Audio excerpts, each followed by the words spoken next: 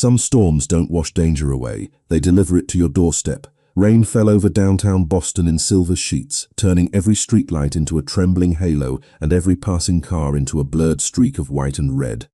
Claire Dawson pulled the hood of her faded grey sweatshirt lower as she hurried through the empty sidewalk, her sneakers splashing through shallow puddles that had already soaked through the fabric hours ago. She wasn't running because of the weather. She was running because every instinct she trusted kept whispering the same warning. Don't stop, don't look back. The grocery store where she worked had closed nearly 40 minutes earlier, but she had spent another half hour inside pretending to reorganize inventory after spotting two unfamiliar men waiting across the street. They never came inside, they simply watched the entrance with patient expressions that made her stomach tighten. By the time she finally slipped out through the rear loading dock, they were gone, at least she had wanted to believe they were. The wind carried the sharp scent of rain and wet concrete as Claire crossed another intersection, clutching the worn canvas backpack against her chest. Inside were nothing more than a spare sweater, her wallet, and the folder containing paperwork for the nursing program she had spent 3 years trying to afford.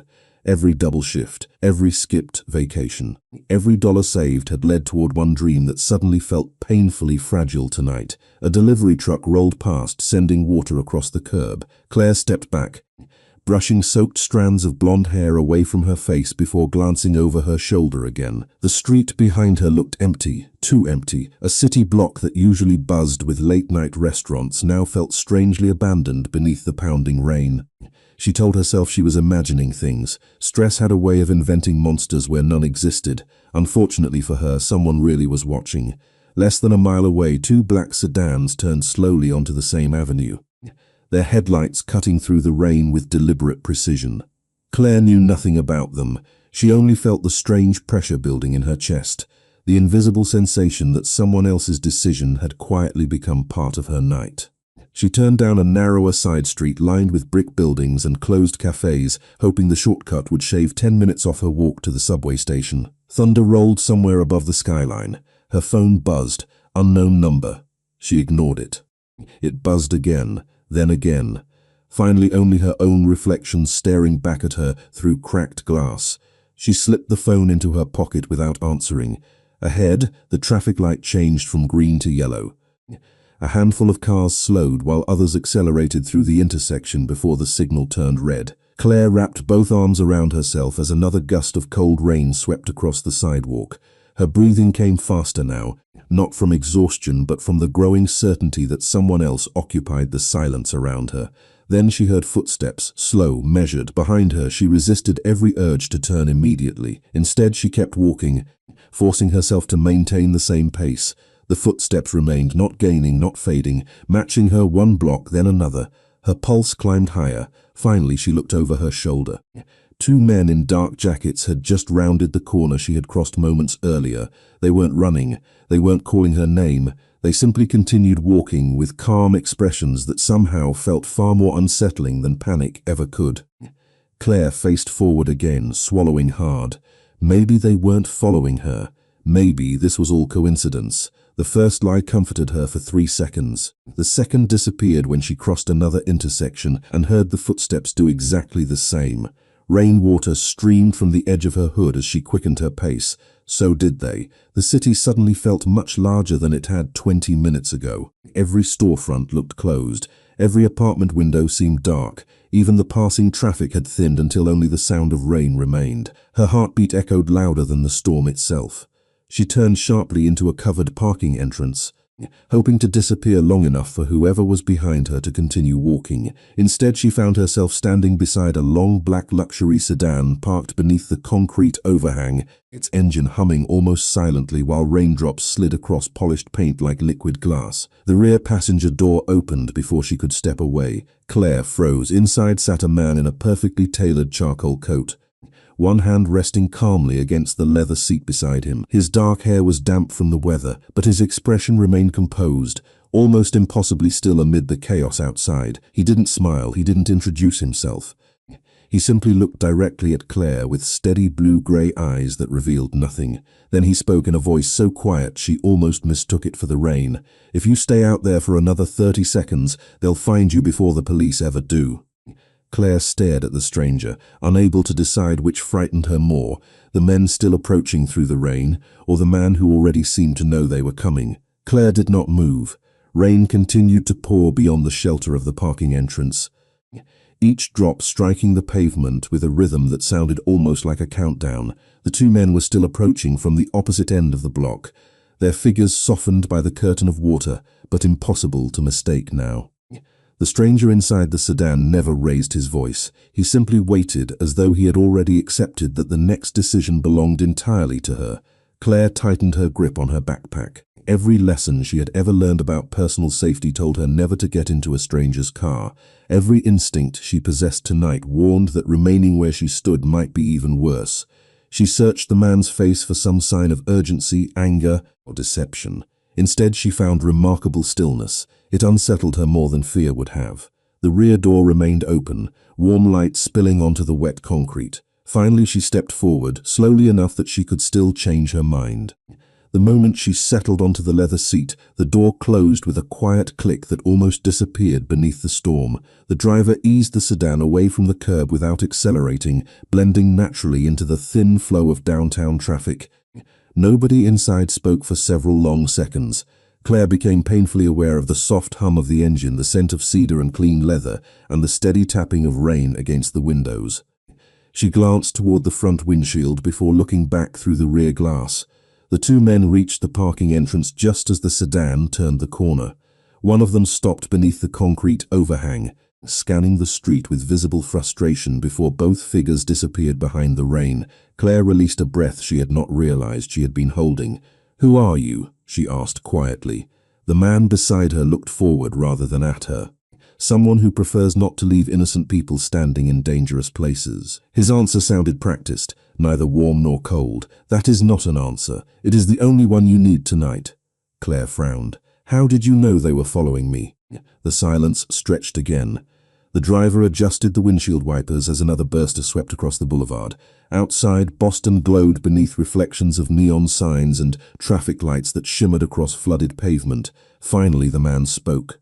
Because they were not trying very hard to hide it. Claire folded her arms. "I do not even know those men. That may be true." He paused. "It may also be exactly what makes this dangerous." She turned toward him fully now. Up close, he looked younger than she had first guessed, perhaps early 30s, with dark hair neatly combed back and calm blue-gray eyes that seemed to notice everything without lingering on any single detail. His charcoal overcoat fit with effortless precision, and although there was nothing flashy about him, quiet authority filled the space around him. Claire had met wealthy people before, while delivering groceries to expensive neighborhoods.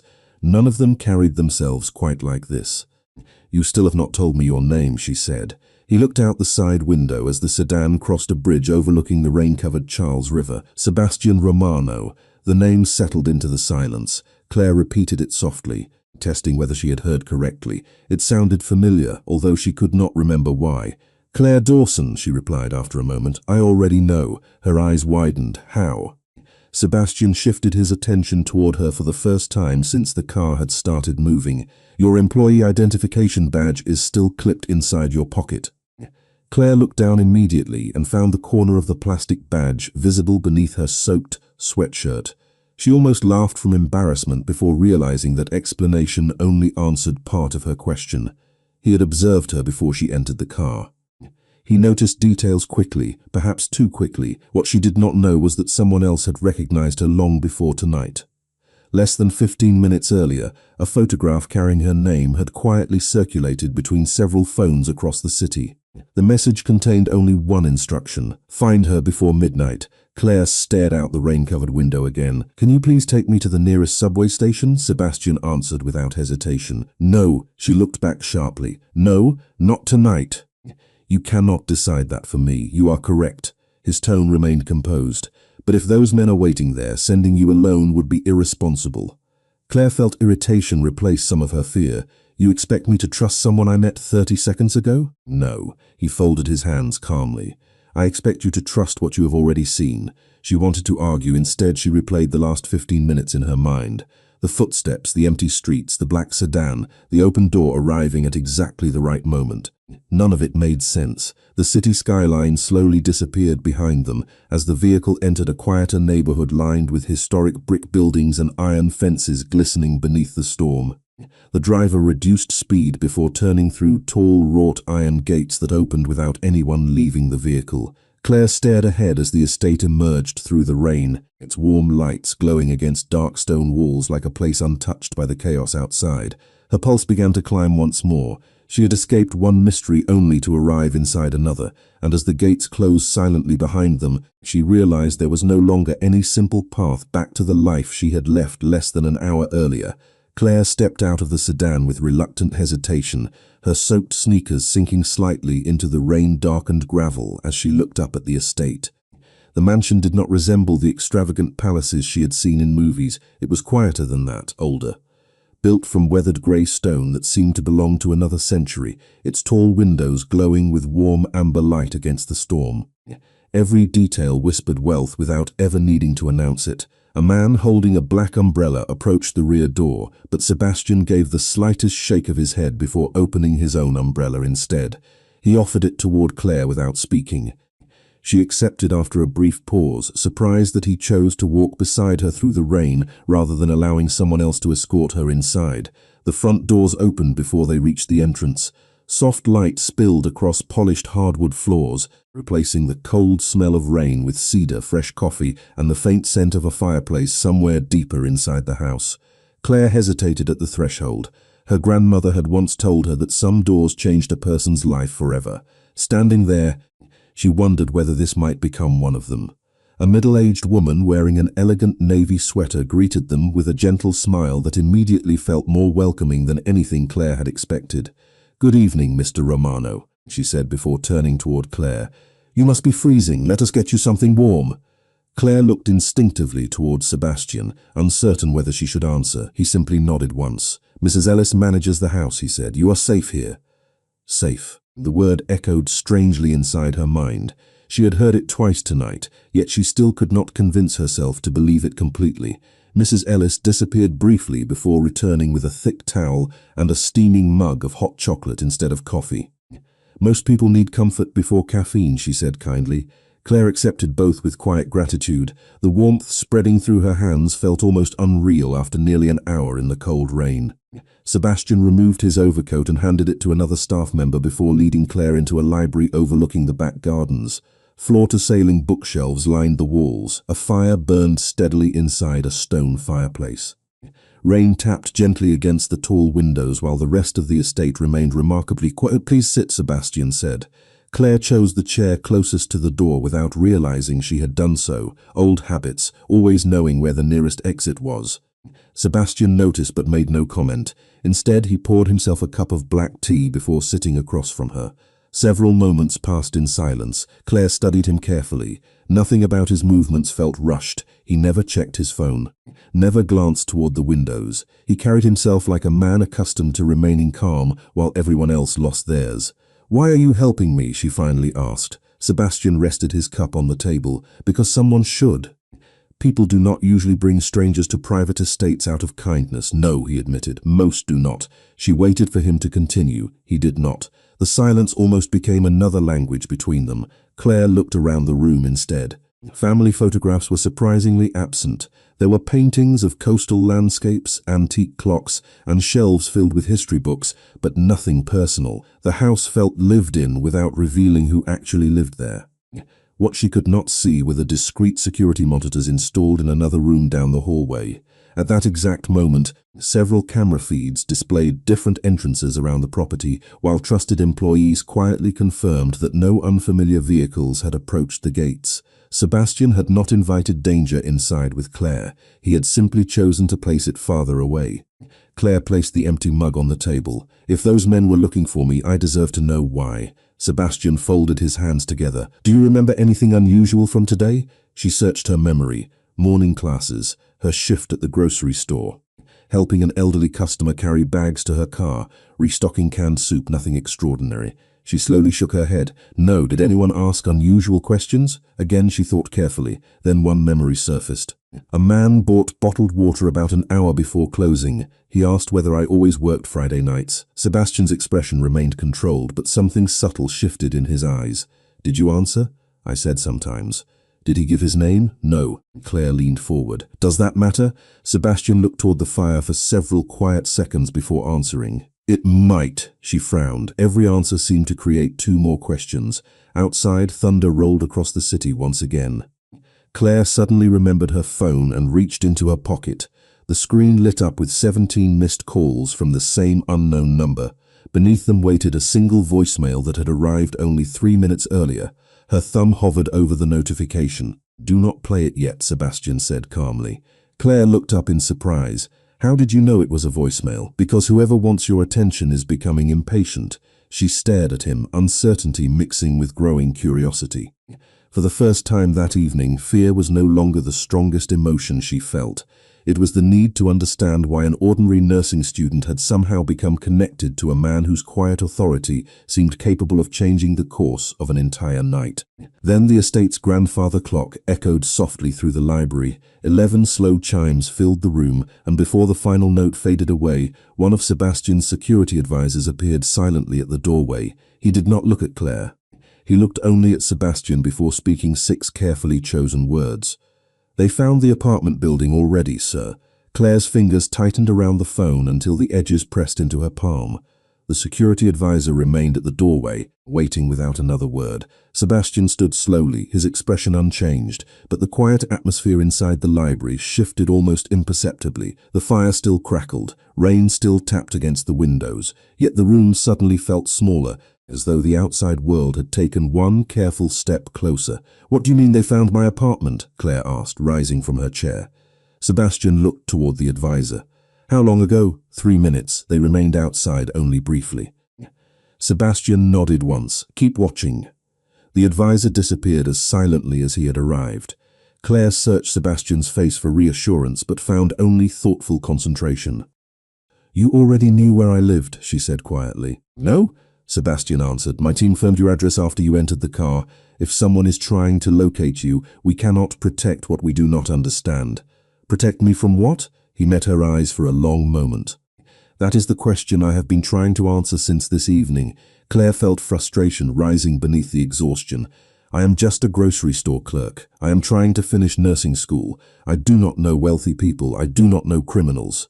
I do not know anyone who would send strangers after me. Sebastian remained silent long enough for her words to settle. Then he asked, Have you misplaced anything recently? She blinked. No. Accepted a package by mistake? No. Helped someone you did not know? Claire hesitated. The image returned almost immediately. An elderly woman struggling with several heavy grocery bags beneath the rain earlier that afternoon. Claire had walked her across the parking lot and helped place the bags into the trunk of a small blue sedan.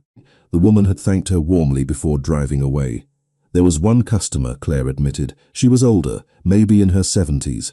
I carried her groceries because it started raining. Sebastian listened carefully without interrupting. Did she say anything unusual? Claire closed her eyes, replaying the conversation. The woman had smiled, apologized for moving slowly, mentioned that her grandson worried too much, then thanked Claire twice before leaving. Nothing else. No, Claire finally whispered. It felt completely ordinary. Sebastian leaned back slightly. Sometimes ordinary moments matter long before anyone realizes they do. Claire looked toward the rain-covered windows. Every answer seemed to move farther away instead of closer. Mrs. Ellis entered quietly, carrying a folded set of dry clothes. I thought these might be more comfortable, she said kindly. One of the guest rooms has already been prepared. Claire accepted the clothes almost automatically. Thank you, Mrs. Ellis smiled gently before leaving as quietly as she had arrived. Claire looked down at the neatly folded sweater and comfortable lounge pants. Everything inside the estate felt strangely thoughtful. Nobody demanded anything from her, nobody rushed her, that somehow made trusting the place even more difficult. I cannot stay here, she said. My classes start tomorrow morning. Tomorrow has not arrived yet, Sebastian replied. Tonight comes first. Claire sighed softly. People are probably wondering where I am. Have you told anyone your plans this evening? She thought for a moment. Only my co-worker. I said I was taking the subway home. Sebastian nodded almost to himself. Good. Good? It means fewer people know your movement's changed. Claire frowned again. You keep speaking as though this is some kind of investigation, because it has become one. What Claire did not know was that another quiet conversation had already begun inside the estate's security office. Digital maps filled several monitors while camera footage from nearby streets played silently across large screens. The unknown vehicles seen near Claire's apartment had already disappeared, leaving behind more questions than answers. No threats had been made, no crime had occurred, only careful observation. And sometimes careful observation was far more difficult to explain than open hostility. Claire slipped her phone back into her pocket without listening to the voicemail. She trusted neither the message nor her own curiosity anymore.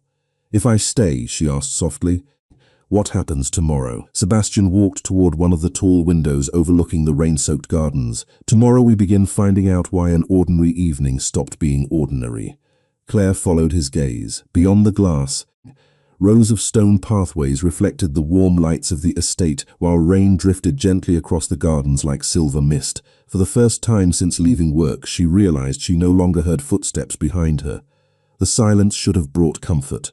Instead, it left room for questions that refused to disappear. Somewhere beyond the estate walls, someone had searched for her apartment. Somewhere in the city, 17 unanswered calls still waited inside her phone, and standing only a few feet away, Sebastian Romano appeared to know just enough to keep her safe while revealing almost nothing that would let her understand why. Then the lights flickered once before returning to normal, and a soft notification sounded from Sebastian's phone. He glanced at the screen only briefly. His expression did not change, but he slipped the phone into his pocket with unusual speed. Claire noticed the movement immediately. Whatever message had just arrived, it was the first thing all night that Sebastian had chosen not to let her see. Claire barely slept. The guest room overlooking the eastern gardens was warm, quiet, and more comfortable than anywhere she had stayed in years. Yet every unfamiliar sound kept pulling her awake. The rain finally faded sometime before dawn, leaving only the occasional whisper of wind brushing through the trees beyond the windows. She stood beside the glass as the first pale light spread across the estate, revealing carefully trimmed hedges, stone pathways, and an iron fountain reflecting the early morning sky. It should have looked peaceful. Instead, it felt strangely isolated, as though the world beyond the gates had quietly disappeared overnight. A gentle knock interrupted her thoughts. Mrs. Ellis entered carrying a breakfast tray with oatmeal, fresh fruit, toast, and hot tea. "You should eat before making any decisions," she said with a kind smile. Claire thanked her and hesitated before asking the question that followed her since midnight. "Does this happen often?" Mrs. Ellis paused only briefly. "Unexpected guests? No. Mr. Romano values quiet more than almost anything." The answer revealed very little, yet it somehow sounded honest. After breakfast, Claire changed into her own clothes, now freshly dried, and made her way downstairs. She found Sebastian standing alone in a sunlit conservatory filled with tall green plants and white orchids. Morning light softened the sharp lines of his charcoal sweater, making him appear less distant than he had the night before. He was reading several printed pages instead of looking at a computer screen. As Claire approached, he placed the papers neatly on the table without hiding them, though the text remained too far away to read. "Did you sleep?" he asked. "A little. That is more than I expected." She folded her arms. "I still need to leave." Sebastian nodded calmly. "I assumed you would say that." Claire frowned, almost disappointed that he was not arguing. "You are not going to stop me?" "No." He looked toward the gardens. "I only ask that you let my driver take you wherever you decide to go." "You still think someone is following me?" "I think someone was interested enough to find your apartment before sunrise." Claire sighed. "That still does not explain why." Sebastian walked toward a nearby table where yesterday's voicemail notification was displayed on Claire's phone. "Have you listened to it?" "No. Would you like to?" Claire stared at the screen. Curiosity had grown heavier than fear. She pressed play. For several seconds, only static filled the room. Then an older woman's trembling voice emerged through the speaker. "If this message reaches the young woman from the grocery store, I am sorry. None of this was supposed to involve you. Please, do not go." Hoarding ended abruptly. Claire looked at the phone in stunned silence. "That is her," she whispered.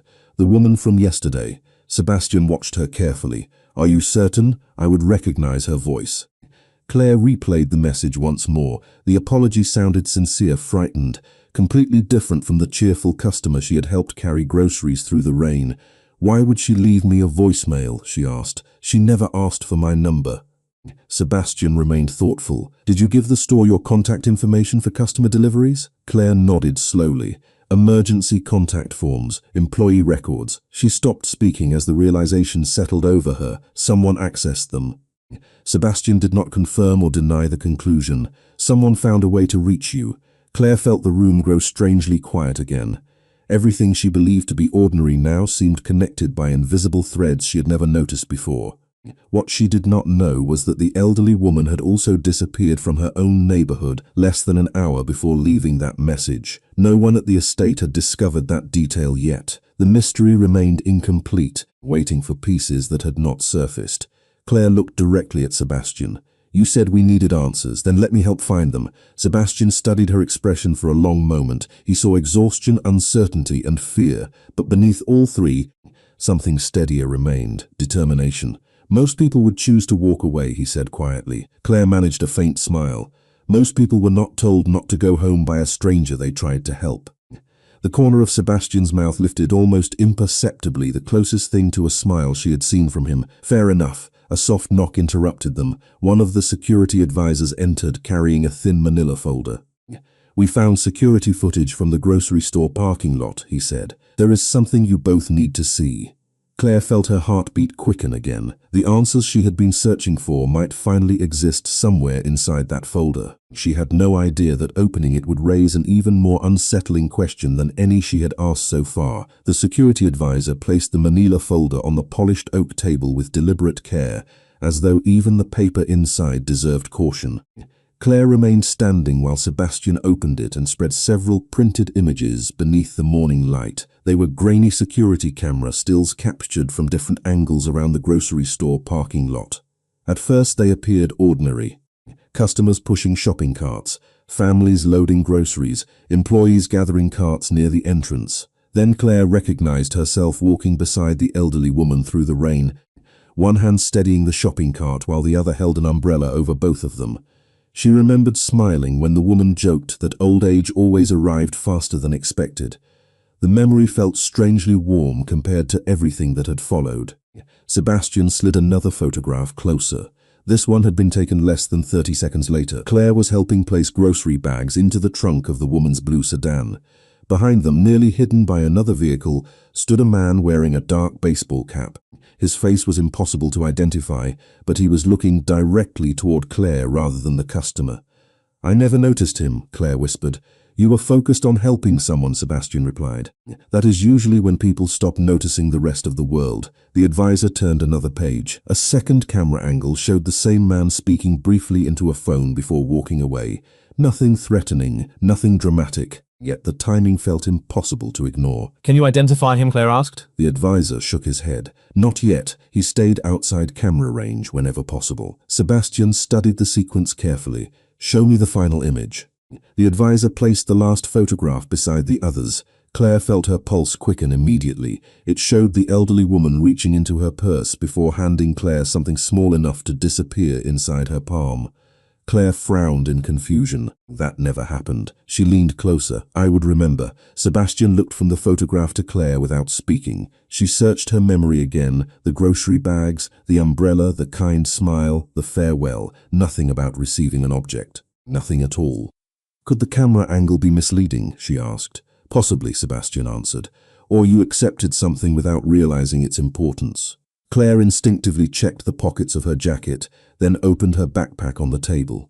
Inside were textbooks, pens, her wallet, a notebook, and the folded nursing application paperwork she carried almost everywhere. Nothing unusual. She looked almost embarrassed by the search. There is nothing here. Sebastian nodded thoughtfully. Then perhaps whatever matters is something you already owned. Claire stared at him. You think I have been carrying it this entire time? I think we should avoid conclusions until we have evidence. His calmness remained almost frustrating. Every new discovery seemed to make him even more patient, while Claire felt herself becoming increasingly restless. What she did not know was that another member of Sebastian's team had quietly expanded the investigation beyond the grocery store. Traffic cameras across several nearby intersections had already confirmed that the same dark sedan appeared near Claire's workplace twice during the previous week. No direct contact, no obvious pursuit. Only careful observation that had begun before yesterday's rainstorm. Those details had not yet reached the library. Claire slowly organized the contents of her backpack again before her fingers paused on a folded receipt tucked between two textbooks. She did not remember placing it there. "What is this?" she asked quietly. She unfolded the paper. It was not a receipt at all. It was a handwritten note on plain white stationery. The ink had blurred slightly from moisture, but one sentence remained perfectly readable. "Thank you for reminding me that kindness still exists." Claire's eyes widened. She must have slipped this into my bag while I was loading her groceries. Sebastian accepted the note carefully, reading it twice before turning it over. The back appeared blank except for a faint embossed symbol pressed into the paper itself. It was almost invisible unless the light struck it from the side, a small compass surrounded by a circle of tiny stars. Claire leaned closer. Sebastian remained silent for several seconds. "I have seen that symbol before." Claire immediately looked up. "Where?" He traced the edge of the paper with one finger. "Years ago. Is it a company? No. A charity? No." "Then what?" Sebastian carefully placed the note back onto the table. "That is exactly what I intend to find out before someone else reaches you first." Claire watched him closely. It was the first time since they had met that his certainty had given way to genuine uncertainty. Whatever the small embossed symbol represented, it was familiar enough to disturb even a man who rarely seemed surprised. And somewhere beyond the estate walls, another person had already begun searching for the same answer. Claire remained motionless as Sebastian held the small note beneath the morning light, tilting it just enough for the embossed compass to catch a pale reflection. Outside the conservatory, sunlight finally broke through the retreating clouds, filling the gardens with quiet warmth that seemed completely disconnected from the uncertainty growing inside the estate. Neither of them spoke for several long seconds. The silence no longer felt uncomfortable. It felt necessary. Claire had begun to realize that every rushed conclusion they had made during the past 12 hours had only created more questions. Sebastian finally placed the note inside a transparent document sleeve before looking toward one of the advisors waiting discreetly near the doorway. "Call the archive room," he said calmly. "Bring me every file connected to this symbol." The advisor nodded and disappeared without another word. Claire watched the exchange with growing curiosity. "You have an archive?" she asked. Sebastian gave a small nod. "Information is often more valuable than money." "You still have not told me what you think that symbol means, because I no longer trust what I thought I knew." That answer surprised her more than any confident explanation could have. Until now, Sebastian had always seemed certain, always one step ahead of every conversation. Seeing even a trace of uncertainty made him appear unexpectedly human. Mrs. Ellis entered carrying fresh tea, quietly replacing the empty cups before leaving them alone again. Claire wrapped both hands around the warm mug without taking a sip. "Can I ask you something?" she said softly. "Of course. Last night, when you opened your car door, was that a coincidence?" Sebastian looked toward the gardens before answering. "No." Claire felt her heartbeat quicken. "Then you were waiting for me." "I was waiting for someone else," she frowned. "Someone else?" "One of my associates noticed unfamiliar vehicles circling several downtown blocks. We believed they were watching a business contact. Instead, they ignored him completely." He met her eyes. "Then they started following you." Claire struggled to absorb the information. "So I was never the original target. That is what I believed." He paused briefly. "Now I am no longer certain." The words settled heavily between them. For the first time, the mystery shifted. Until this moment, Claire had assumed she had accidentally crossed paths with someone dangerous. Now another possibility quietly emerged. Perhaps the encounter with the elderly woman had not been random at all. What she did not know was that the archive room beneath the estate contained decades of carefully preserved records collected from business dealings, charitable foundations, historical societies, and private investigations. Less than 5 minutes later, one of Sebastian's oldest advisors was already searching through boxes that had not been opened in years. Upstairs, Claire looked down at the folded note once more. "She thanked me for kindness," Claire whispered. She sounded like someone who already knew she was in trouble. Sebastian nodded slowly. "People sometimes recognize danger before they recognize rescue." Claire stared out the window. "If she trusted me enough to leave this, then I cannot pretend none of this happened." Sebastian studied her expression carefully. "Most people would choose distance. I am not most people." The answer came naturally. She surprised herself by how certain she sounded. Sebastian's expression softened almost imperceptibly. "No," he replied quietly. "You are not. Before either of them spoke again, the advisor returned carrying a single weathered leather binder instead of several files. "This was all we found," he explained. "There is only one documented reference." Sebastian opened the binder carefully. Inside rested a faded newspaper clipping protected beneath clear plastic. The article was nearly 20 years old. The headline had partially faded with age, but one sentence remained readable. "Anonymous Foundation donates millions after coastal hurricane relief." Beneath the headline appeared the same embossed compass surrounded by tiny stars. Claire looked confused. "A charity?" Sebastian slowly shook his head. That is what everyone believed. He turned another page. The following sheet contained no article at all, only a handwritten note made years earlier by someone inside his own organization. The ink had faded but remained legible. "If this symbol ever appears again, contact the benefactor immediately." Claire looked back at Sebastian. "Unknown? For 2 decades, he answered. "Nobody discovered who financed those donations." She blinked in disbelief. "You are telling me an anonymous person gave away millions of dollars, disappeared, and nobody ever found out who they were?" Sebastian closed the binder gently. "Exactly." Claire glanced toward the folded note resting beside her tea. "Then maybe the woman I helped knows." Sebastian did not answer immediately. Instead, he looked toward the window where sunlight now illuminated the rain-soaked gardens with remarkable clarity. "I think," he said quietly, "the woman you helped may have been trying to lead someone to the truth before she vanished." Claire felt a chill despite the warmth of the room. The strange night, she believed, had begun with 2 men following her through the rain, suddenly stretched much farther into the past than she had ever imagined. And somewhere beyond the estate, another person had just learned that the forgotten compass symbol had surfaced once again. The leather binder remained open on the conservatory table long after the conversation had ended, its faded pages quietly connecting 2 decades of unanswered questions with a single act of kindness in a grocery store parking lot. Claire could not stop looking at the small compass symbol pressed into the note. It no longer seemed like an ordinary mark left by a grateful stranger.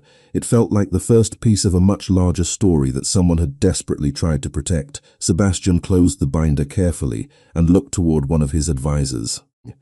"I want every public record connected to the Hurricane Relief Foundation, board members, financial statements, volunteer lists, anything that still exists," the advisor nodded. "Most of those records are archived, then we will retrieve them."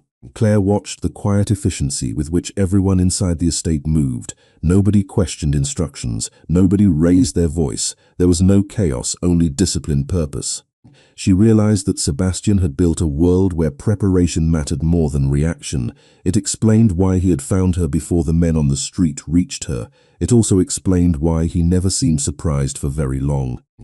Mrs. Ellis returned carrying a light lunch, insisting that both of them eat before continuing. Claire almost declined until she noticed Sebastian quietly accepting his own plate without protest. The simple gesture somehow made the enormous estate feel less intimidating. They ate in comfortable silence while sunlight drifted across the conservatory floor, replacing the darkness that had defined the previous night. For the first time since entering the mansion, Claire noticed birds gathering near the stone fountain outside. The ordinary sight reminded her that the rest of the city had already returned to normal. Students were walking to class, stores were opening, traffic was filling the streets. Only her life had changed overnight. "You are thinking about leaving again," Sebastian said without looking up from his tea. Claire smiled faintly. "Am I that obvious? Only because you keep looking toward the front gates." She laughed softly before becoming serious again. "I keep wondering whether I should pretend none of this happened." Sebastian folded his hands. "Could you?" Claire considered the question honestly. She imagined returning to work, stocking grocery shelves, attending nursing lectures, and pretending she had never heard the frightened voicemail or seen the old newspaper clipping. The picture felt impossible now. She slowly shook her head. "No." Sebastian nodded once, as though he had expected exactly that answer. "Then the only path forward is understanding why this started." Before Claire could respond, another advisor entered carrying a slim tablet instead of a folder. "We located one surviving foundation volunteer," he said. "She is 91 years old and lives in a retirement community on the North Shore." Claire immediately looked up. "She is still alive?" "According to public records, yes." The advisor placed the tablet on the table, displaying an old photograph of volunteers distributing food and blankets after the hurricane. Most faces were too blurry to recognize. One woman stood near the center wearing a raincoat with the familiar compass emblem stitched onto the sleeve. Claire leaned closer. That is her. The room fell silent. Sebastian studied the image carefully before turning toward Claire. You are certain? Older now, of course, but I would know those eyes anywhere. She is the woman from the grocery store. Even the advisor looked surprised. The photograph was taken 19 years ago. Claire stared at the screen in disbelief. Then she has been connected to this symbol for almost 20 years. Sebastian looked thoughtful, and somehow she found you. What Claire did not know was that another discovery had arrived only moments earlier from a separate investigation. The license plate of the blue sedan driven by the elderly woman had finally been identified. The vehicle had been registered under a charitable trust rather than a private owner, adding yet another layer to the mystery. Sebastian had not shared that information yet. He wanted confirmation before raising more questions. Claire looked back at the old photograph. If she is still alive, we should talk to her. Sebastian remained quiet for several seconds before answering. I agree. Then what are we waiting for? He looked toward the bright afternoon sky beyond the conservatory windows. Timing, Claire frowned, because someone else may already be asking the same questions. Her expression slowly changed. She was beginning to understand how carefully every decision mattered inside Sebastian's world. Rushing toward answers without preparation could close doors instead of opening them. Sebastian stood and walked toward the window overlooking the front drive. Several black vehicles remained parked beyond the circular fountain, ready without appearing threatening. We leave at first light tomorrow, he said. Today we prepare. Claire joined him beside the glass, watching sunlight shimmer across the rain-washed gardens. Less than 24 hours earlier, she had been hurrying home with nothing more than textbooks and groceries on her mind. Now she was preparing to meet the only living person who might explain why a forgotten symbol, an anonymous fortune, and a frightened voicemail had quietly drawn her into a story that had begun long before she ever noticed someone following her through the rain. The estate awakened long before sunrise. Soft lights glowed beneath covered walkways while quiet footsteps echoed through polished halls. Claire stood beside the bedroom window watching pale blue light slowly replace the darkness above the trees. She had expected another restless night, but exhaustion had finally overcome uncertainty. For the first time since everything began, she had slept without waking to imagined footsteps outside her door. Downstairs, the scent of fresh coffee drifted through the dining room. Sebastian was already reviewing several folders spread neatly across the table. He looked up as Claire entered, closing one of the files without hurry. Good morning, he said. Did anything change overnight? Claire asked immediately. Yes. Sebastian slid a folded map across the table. The retirement community confirmed that the woman checked out yesterday morning. She told the staff she had an appointment in Boston. Claire's shoulders sank. So we missed her, not necessarily. He pointed to a small circle marked along the North Shore. She never returned, but she also never cancelled today's volunteer visit at a local community center. Claire looked at him hopefully. You think she planned to go there? People who spend decades helping others rarely abandon commitments without reason. Mrs. Ellis placed breakfast in front of them before quietly leaving again. Claire forced herself to eat, even though anticipation had replaced her appetite. Every answer seemed close enough to reach now, yet she had learned that every discovery carried another layer beneath it. After breakfast, Sebastian handed her a lightweight navy rain jacket. The forecast says scattered showers this afternoon. Claire smiled faintly. You prepare for everything, do not you? I try. His answer carried no pride, only simple honesty. Less than an hour later, the black sedan rolled through the estate gates and merged onto the quiet morning roads leading toward the coast. The storm had washed the city clean. Brick buildings glowed beneath fresh sunlight, coffee shops filled with commuters, and children waited beside school buses carrying backpacks almost as large as themselves. Claire watched ordinary life pass beyond the window with a strange feeling of distance. Barely 48 hours earlier, she had belonged completely to that world. Now she was only observing it from behind tinted glass. Do you ever miss being anonymous? She asked unexpectedly. Sebastian looked out at the passing streets before answering. Every day. The answer surprised her. Then why keep living like this? He remained silent for several moments. Because sometimes responsibility chooses people before they choose it. Claire thought about those words as the city slowly disappeared behind them. What she still did not know was that the unknown men searching for her had already realized she was no longer at her apartment. Their attention had quietly shifted toward another possibility. If Claire could not be found, perhaps the elderly woman could. Nearly an hour later, the sedan entered a quiet seaside town where white churches, family-owned diners and small bookstores lined the peaceful main street. The community center sat beside a public park overlooking the Atlantic Ocean. Wind carried the scent of salt water while seagulls circled lazily above the harbor. Everything looked wonderfully ordinary. Sebastian remained inside the vehicle for several extra seconds, studying the surroundings before stepping out. Claire followed, adjusting the borrowed jacket against the cool breeze. Volunteers were arranging folding tables beneath colorful tents for a weekend food drive. Children chased one another across the grass while older couples carried boxes of donated supplies toward the entrance. Claire searched every face she could see. "I do not see her, neither do I," Sebastian admitted. They walked slowly toward the registration table where a cheerful volunteer greeted them with an easy smile. Claire showed the photograph from the tablet. "Have you seen this woman today?" The volunteer looked carefully before nodding. "She was here early this morning. She left about 20 minutes ago." Claire felt her heartbeat quicken. "Did she say where she was going?" The volunteer smiled apologetically. "Only that she had one last place to visit before she could finally rest." Claire and Sebastian exchanged a quiet glance. Those words carried far more weight than the volunteer could possibly understand. "Did she leave anything?" Sebastian asked gently. The volunteer hesitated before reaching beneath the registration table.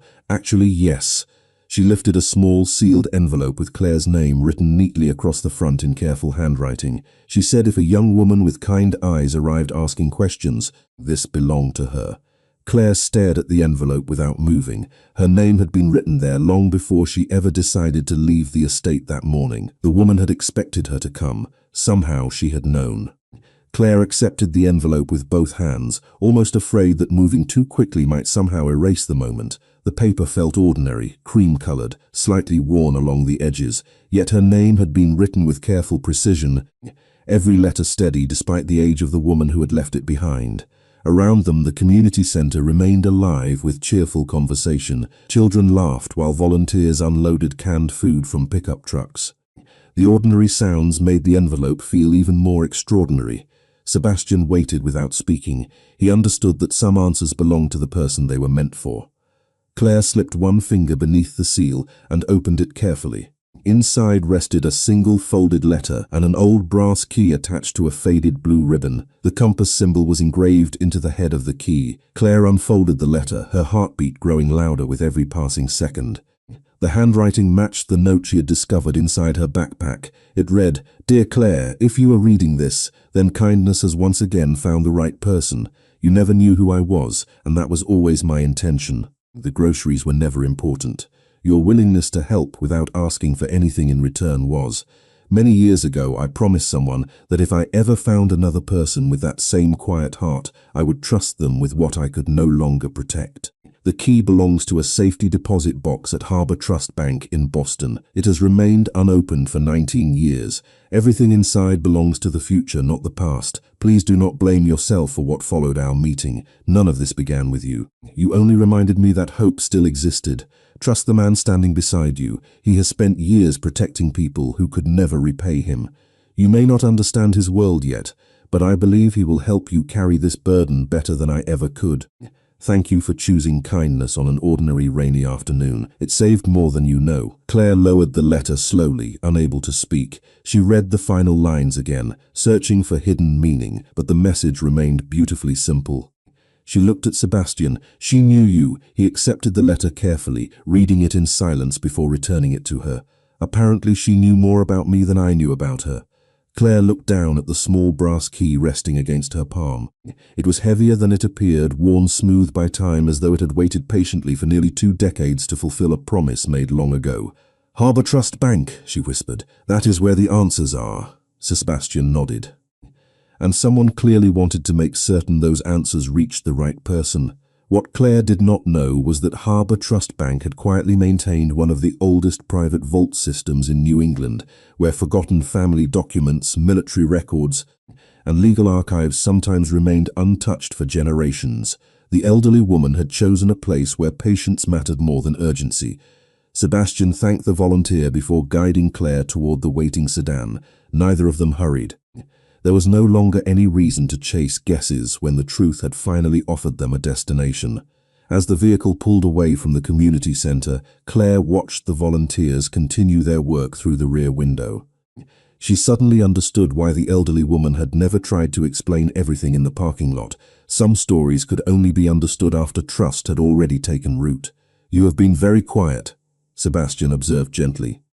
Claire smiled faintly while looking at the letter once again. She believed in people. Yes, that feels rare. Sebastian looked out toward the Atlantic Ocean, stretching beneath the afternoon sun. Rare things are often worth protecting. Claire folded the letter carefully and placed it beside the brass key inside her backpack, treating both with the same care someone might give an irreplaceable family photograph.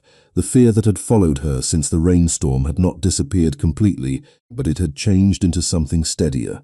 Purpose. She no longer wanted to escape the mystery. She wanted to finish it. The road curved south toward Boston while sunlight shimmered across the water beside them. For the first time since they had met, neither Claire nor Sebastian felt like strangers brought together by coincidence. They had become partners, carrying the same unanswered question toward the same destination. And somewhere inside Harbor Trust Bank, a locked box had been waiting 19 years for the sound of one small brass key. Harbor Trust Bank occupied one of the oldest granite buildings in downtown Boston, its tall columns and bronze doors carrying the quiet confidence of a place that had survived generations without needing to prove its importance. The afternoon sun reflected across polished windows as the black sedan stopped along the curb. Claire stepped onto the sidewalk, with the brass key resting securely inside her jacket pocket. Every step toward the entrance felt heavier than the last, not because of fear anymore, but because she sensed that whatever waited inside would finally explain why an ordinary act of kindness had changed the direction of her life. Sebastian walked beside her without speaking. His presence had become strangely reassuring. He never rushed her, never reached for the key, and never suggested that he deserved answers before she did. The marble lobby echoed softly with quiet conversations and the steady ticking of an antique clock mounted above the reception desk. An elderly bank manager greeted them with practiced courtesy until Claire placed the brass key on the polished counter. His expression shifted almost immediately. He looked at the engraved compass, then back at Claire. "May I see the accompanying authorization letter?" he asked gently. Claire unfolded the handwritten letter from the elderly woman and handed it to him. He read only the final paragraph before nodding slowly. "Please come with me." The manager led them through a secure hallway lined with framed photographs documenting more than a century of the bank's history. They descended one flight of stairs before arriving at a quiet vault protected by thick steel doors that looked untouched by time. Rows of safety deposit boxes stretched across the walls in perfect order. The manager stopped before one small brass compartment near the center. A faded number had been engraved beside the lock nearly 20 years earlier. "This box has remained unopened since it was first registered," he explained. "Annual maintenance fees were paid in advance through a charitable trust." Claire exchanged a brief glance with Sebastian before carefully inserting the brass key into the lock. It turned smoothly, almost as though it had been waiting for this exact moment. The manager stepped back respectfully while Claire slid the small metal drawer onto a nearby table. Inside rested only 3 carefully preserved items: a leather-bound journal wrapped in protective cloth, a sealed envelope addressed simply to whoever chose kindness, and a thick folder containing legal documents. Claire reached for the envelope first. Her hands trembled slightly as she opened it. Inside was another handwritten letter. The familiar handwriting immediately confirmed that the elderly woman had prepared everything long before meeting Claire. The letter read, "If this box has finally been opened, and the promise I carried no longer belongs to me." Many years ago, a group of anonymous families created a charitable trust after a devastating hurricane destroyed thousands of lives. They believed that true generosity should never become a monument to personal wealth. Every dollar was given without names, without recognition, and without expectation. We chose the compass because hope should always point people home. Over the years, many tried to discover who financed the foundation. Some wanted recognition, others wanted control. We protected the truth by separating it from ourselves. The journal explains everything. The legal papers transfer the remaining charitable trust into the care of an independent public foundation. The final trustee was never meant to be chosen through blood, power, or influence, only through compassion freely given to a stranger. That is why I chose you. Claire lowered the letter slowly. Her eyes, she had expected secrets about crime, hidden fortunes, or dangerous conspiracies. Instead, she found something far more profound, an inheritance built entirely upon anonymous kindness. Sebastian carefully opened the legal folder while Claire held the journal. Inside were notarized documents establishing that the remaining assets of the charitable trust had already been transferred into a permanent non-profit organization dedicated to disaster relief, scholarships, emergency medical training, and community recovery programs. Claire recognized several hospitals listed among the future beneficiaries. One of them sponsored nursing students. She looked at Sebastian in disbelief. This was never about money for themselves. He shook his head slowly. No, it was about protecting generosity from becoming ownership. What Claire did not know until that moment was that Sebastian had quietly spent years funding similar community projects through private donations that never carried his family name. Neither of them had realized their lives had been shaped by the same philosophy long before they met. Claire opened the leather journal to its first page. Written beneath the compass symbol were 7 simple words. Kindness survives only when someone chooses it again. She looked toward Sebastian, whose calm expression softened into the faintest smile she had ever seen. For the first time since the rainstorm began this extraordinary journey, the mystery no longer felt like a burden waiting to be solved. It felt like a responsibility waiting to be accepted. Claire carried the leather journal out of the vault as though it contained something far more fragile than paper. The afternoon sun had shifted lower across Boston, casting long bands of golden light through the bank's tall windows. Outside, people hurried along the sidewalks with coffee cups, briefcases, and grocery bags, unaware that a promise nearly 20 years old had finally reached the person it had been waiting for. The ride back to the estate felt different from every journey before it. Neither Claire nor Sebastian felt pressured by unanswered questions anymore. The mystery had revealed its true purpose. It had never been about hidden wealth or secret power. It had always been about protecting compassion from becoming something that could be bought, claimed, or controlled. Claire rested the journal across her lap, occasionally running her fingertips over the worn leather cover. "May I ask you something?" she said softly. Sebastian looked away from the passing skyline toward her. "Anything. When that woman told me to trust you, why do you think she believed you would help?" Sebastian remained quiet for several moments before answering. "Because she probably spent enough time watching people to recognize the difference between influence and responsibility." Claire smiled faintly. "That sounds like someone who knew you well. I do not believe we ever met." He paused. "But people leave quiet footprints in each other's lives without realizing it." Claire thought about those words as the city slowly disappeared behind them. The elderly woman had changed her future with nothing more than groceries, a handwritten note, and faith in a stranger. Yet every answer inside the journal had confirmed exactly that. When they returned to the estate, Mrs. Ellis welcomed them with warm soup, fresh bread, and gentle relief visible in her smile. "You both look lighter," she observed kindly. Claire laughed softly. "I think we finally understand why all of this happened." Mrs. Ellis nodded as though she had expected nothing less. After dinner, Claire carried the journal into the quiet library where everything had begun.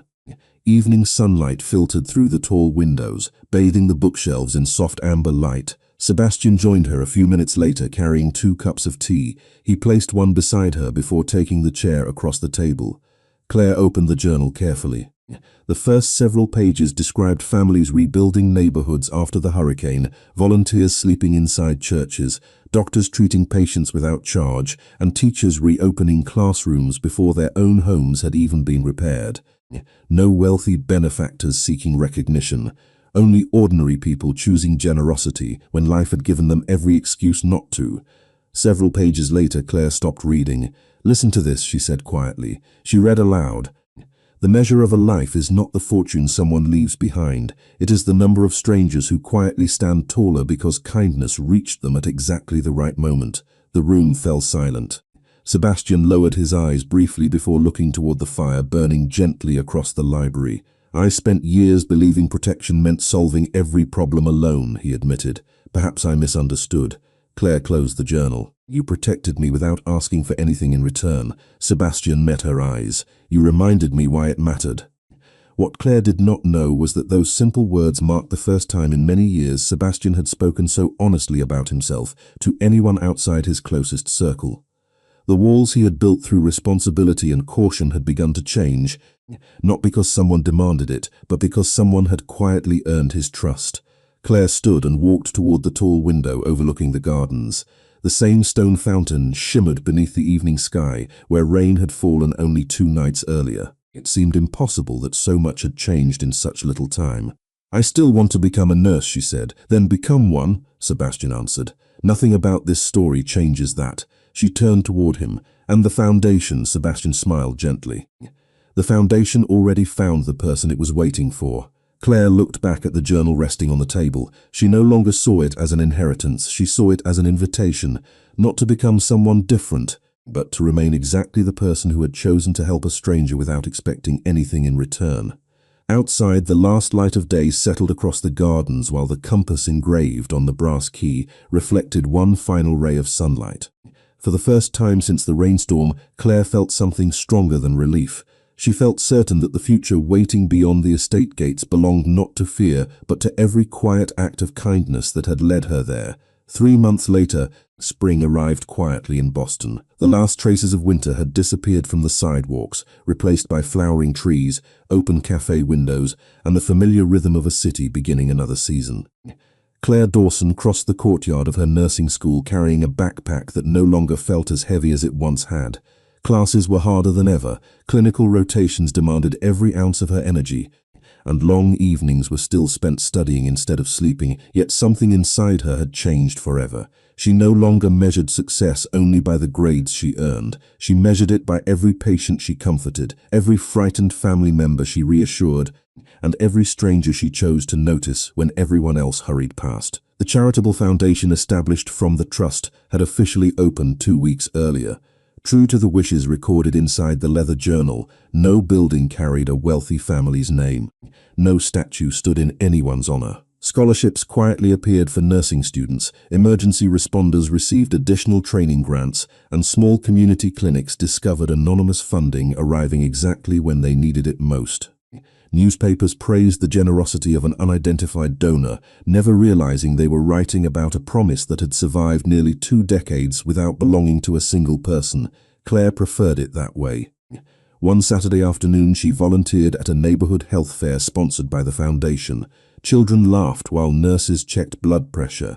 Physicians answered questions, and volunteers distributed fresh food to families preparing for the week ahead.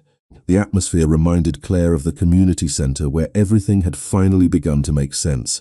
She was helping an elderly man carry 2 boxes toward his car when she caught herself smiling. The simple act felt wonderfully familiar. Sebastian Romano watched from across the park, standing beneath the shade of an old maple tree with a paper cup of coffee in one hand. He had arrived without security surrounding him for the first time Claire had ever seen. He no longer looked like a man carrying the weight of an entire world alone. Responsibility still rested on his shoulders, but it had been softened by purpose rather than burden. Claire walked toward him after finishing with the volunteer tables. "You came," she said. "I was not sure you would actually take a Saturday off." A faint smile appeared across his face. Mrs. Ellis insisted.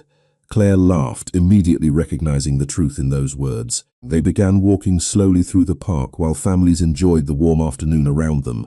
There was no urgency anymore, no mystery demanding answers, no strangers hiding in the rain. Only 2 people whose lives had quietly changed because one ordinary afternoon had refused to remain ordinary. "I visited the retirement community yesterday," Claire said after a while. Sebastian looked toward her. "Did they know what happened?" She nodded. "They told me she spent years volunteering without ever talking about herself. They said she always believed that people become who they practice being." Sebastian considered the sentence thoughtfully. She was right. Claire looked toward the children playing near the fountain. "I think about her every day." "So do I." They stopped beside a stone bench overlooking a small pond where sunlight danced across gentle ripples. Claire reached into her backpack and removed the brass key, now attached to her everyday keychain beside her apartment key and school identification card. "I almost left this at home today," she admitted. "Then I remembered it was never really about opening a box." Sebastian nodded quietly. "It was about opening a future." Claire slipped the key back into her pocket. "Thank you," he looked at her with quiet surprise. "For what? For opening your car door that night?" Sebastian smiled more openly than she had ever seen before. "Thank you for getting inside." They stood together in comfortable silence while a light spring breeze carried the scent of blooming flowers across the park. Around them, volunteers packed away folding tables as another successful community event came to an end. Claire noticed a young college student stopping to help an older woman whose shopping bag had tipped onto the sidewalk. Neither of them realized anyone was watching. The student simply knelt, gathered the scattered groceries, accepted a grateful smile, and continued walking toward the train station without waiting for recognition. Claire felt warmth spread quietly through her heart. The promise inside the journal had not ended with her. It had simply continued the way it always had, passing from one ordinary act of kindness to another. As the afternoon sun reflected across the pond, Sebastian and Claire began walking toward the park entrance together, not because either of them needed rescuing anymore, but because they had both learned that sometimes the smallest choice offered without expectation could quietly change the direction of countless lives. And far beyond the noise of the city, where spring light replaced the memory of rain, the compass that had once pointed strangers home had fulfilled its purpose once again.